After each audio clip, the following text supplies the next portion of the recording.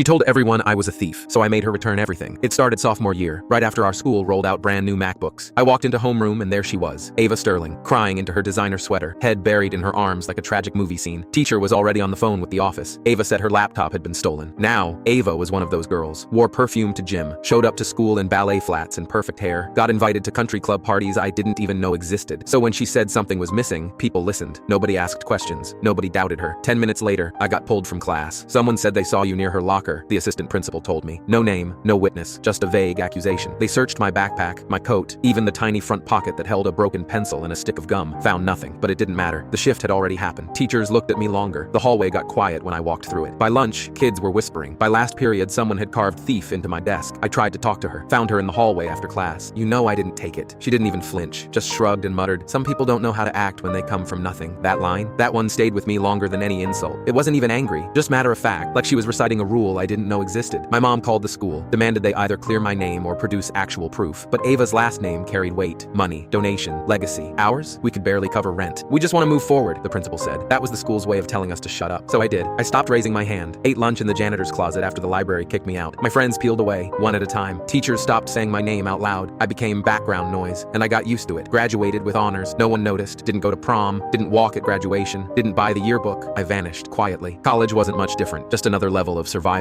I went to a state school on grants, stocked shelves at night, majored in forensic accounting, not because I loved math, but because I wanted to know how people lie, how they make it look legit, how truth gets buried under paperwork. By 27, I was working at a boutique audit firm, the kind that handles high net worth messes too delicate for the big boys. I was quiet, relentless, the one who never missed a detail. They gave me the files no one else wanted, confusing, ugly, full of dead ends. Then one day, a folder landed on my desk, thick, heavy. Client, Sterling Ventures. Red flags, old money, inconsistent reporting. Division, B Surgical. First name I saw, Ava Sterling, senior consultant. Salary, $320,000. No work logs, no project deliverables, no emails, just a name on a payroll sheet. I started digging. What I found was worse than I expected. Shell companies sharing addresses, duplicate invoices, charity donations funneled back into personal accounts, vendors that didn't exist, hundreds of thousands bleeding into thin air, and Ava's name showed up everywhere. I built the report quietly, took weeks, triple-checked every line, every transaction. When I was done, it was 146 pages of structured, sourced, dated fraud. My initials stamped on every exhibit, my name on the signature line. 3 weeks later, the feds picked it up. A month after that, headlines hit, Sterling family under federal investigation for fraud. I watched the story on the news with my mom. She folded a towel and asked, "Did she ever say sorry?" "No," I said, "but she's about to return everything." Ava didn't go to prison. People like her rarely do, but her world fell apart fast. Assets frozen, nonprofits severed ties. Her influencer deals collapsed overnight. She posted a teary apology video in bad lighting using words like reflection and growth. She never said my name, but every article mentioned my report. I never reached out, never messaged, never commented. I didn't need revenge. I needed balance.